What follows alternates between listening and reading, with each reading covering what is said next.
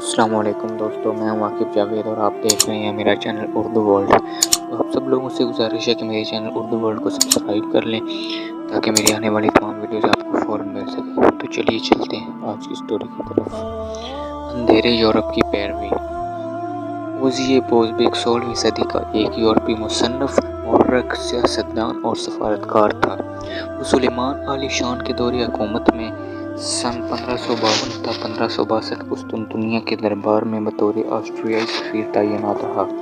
وہاں قیام کے دوران میں اس نے اپنی مشہور زمانہ تصنیف ترکش لیٹرز لکھی جو عثمانی خلافت اور ترکوں کو سمجھنے کے لیے اس دور کے یورپ کے لیے سب سے اہم ماخوذ تھی۔ اس نے ترکوں کے حوالے سے یہ بات لکھی کہ ترکوں کو جب کوئی غیر معمولی اہلیت کا آدمی مل جاتا ہے تو وہ اس کی بہت قدر و منزلت کرتے ہیں، لیکن ہم یعنی یورپین کسی آدمی کی قابلیت کی قدر کرنا نہیں جانتے۔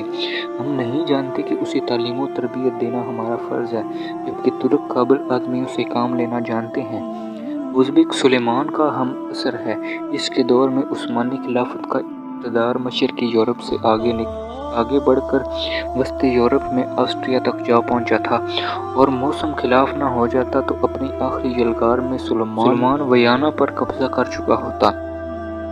احیاء علوم کے جوش سے سرشار جنوبی یورپ، جو اس وقت یورپی تہذیب و ثقافت اور قوت کا مرکز تھا اور جس نے کچھ عرصہ بعد مسلمانوں کو اندلس سے ہمیشہ کے لیے نکال دیا تھا، ترکوں کے نام سے لرزتا تھا، جبکہ دنیا کے 3 براعظموں یعنی ایشیا، افریقہ اور یورپ میں ترکوں کا اقتدار قائم تھا۔ عام طور پر مسلمان ماضی کے اپنے اقتدار کو اپنی قوت و بہادری اور اپنی شکستوں کو اغیار کی سازشوں کا نتیجہ بتاتے ہیں۔ تاہم کسی قوم کے عروج و زوال میں جو اہم ترین اور بنیادی وجہ ہوتی ہے، بوزبیک نے اپنے مشاہدے کی بنیاد پر اسے بہت اعلیٰ طریقے پر بیان کر دیا ہے۔ یعنی جو اقوام اپنے قابل لوگوں کی قدر کرتی ہیں تو عظمت حاصل کرتی ہیں، اور جو نہ کریں وہ پیچھے رہ جاتی ہیں۔ اوزبیک اور سلیمان دونوں جن تہذیبوں سے تعلق رکھتے تھے وہ اس کا ایک بہترین نمونہ ہے۔ ترکوں کا طریقہ تھا کہ وہ غیر اقوام کے بچوں کو اپنے یہاں لاتے اور انہیں بہترین تربیت دیتے، اور پھر ان میں سے بہترین لوگوں کو بلا تعصب اعلیٰ فوجی اور سیاسی عہدے عطا کر دیتے، جبکہ یورپ کا بادشاہی اور مذہبی نظام اپنی ذمہ داری سمجھتا تھا کہ ہر باصلاحیت آدمی کو کچل کر رکھ دے اور مخصوص خاندانوں اور ایک خاص طبقے کا اقتدار باقی رہے۔ یورپ میں یہ صورتحال 18ویں صدی تک باقی رہی، اور اس کے بعد استحصالی طبقات کو شکست ہو گئی۔ آج حال یہ ہے کہ مغربی ممالک ترکوں کی طرح دیگر اقوام کی اعلیٰ ترین صلاحیتوں کے نوجوانوں کو اپنے یہاں لاتے ہیں اور بہترین مراعات دے کر ان کی صلاحیت سے فائدہ اٹھاتے ہیں۔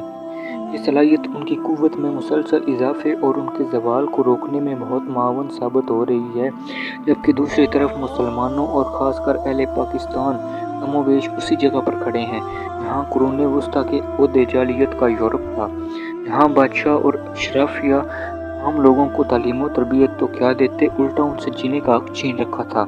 وہ ان کا خون نچوڑتے اور بدترین معاشی اور سیاسی استحصال کا نشانہ بناتے۔ چرچ پر مختلف آواز کو سنتے ہی ان کے ختم کر دینے کا فرمان جاری کر دیتا۔ چرچ ہر مختلف آواز کو سنتے ہی ان کے ختم کر دینے کا فرمان جاری کر دیتا۔